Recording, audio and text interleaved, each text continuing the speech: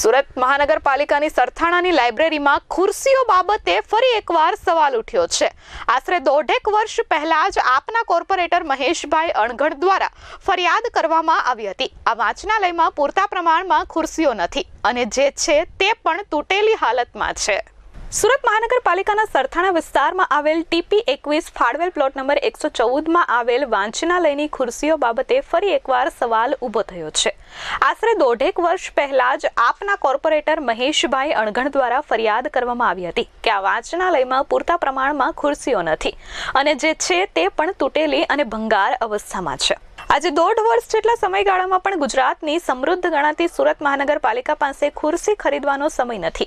વર્ષે 10,000 કરોડથી પણ વધુનું બજેટ ધરાવતી સુરત મનપાના વાંચનાલયમાં વિદ્યાર્થીઓ અને વડીલો નીચે બેસીને વાંચવા મજબૂર થયા છે। નમસ્કાર, હું મહેશભાઈ અણઘડ, કોર્પોરેટર સુરત મહાનગરપાલિકા આમ આદમી પાર્ટી। સરથાણા વિસ્તારની અંદર જે લાઇબ્રેરી આવી છે એ લાઇબ્રેરીની અંદર આજરોજ અહીંયા જે સ્ટુડન્ટો જે આવે છે વાંચવા માટે એમના દ્વારા ફરિયાદ હતી કે અહીંયા બેસવા માટે ખુરશીઓની ખૂબ અછત છે। છેલ્લા 1 વર્ષ કરતાં પણ વધારે સમયથી આ અછતને પહોંચી વળવા માટે સેન્ટ્રલ સ્ટોરને 1,000 કરતાં પણ વધારે ખુરશીઓની પરચેસિંગ માટે કહેવામાં આવ્યું છે, પરંતુ આજ સુધી એક પણ ચેર અહીંયા પહોંચી નથી। સુરત મહાનગરપાલિકાનું 10,000 કરોડનું બજેટ છે, તેમ છતાં જે શહેરીજનો જેમના વાલીઓ આ કોર્પોરેશનને ટેક્સ ભરે છે, વેરો ભરે છે અને એમના જ બાળકોને જ્યારે અહીંયા સુવિધાઓ માટે ના મળતી હોય ત્યારે સૌથી દુઃખદ બાબત એ છે કે તમામ તંત્ર શું કરે છે। આ 1 વર્ષ અગાઉ પણ અહીંયા આ જ બાબતે ચીમકી આપવી પડી હતી, ચેર માટે ચીમકી આપવી પડી હતી અને ત્યારે માંડ 25 ખુરશીઓ લગભગ અહીંયા પહોંચી હતી, પરંતુ એની જે ગુણવત્તા હતી એકદમ હલકી કક્ષાની હતી અને જેના કારણે અહીંયા જે આપણે જોઈ રહ્યા છો તમામ ખુરશીઓની હાલત તૂટલી છે।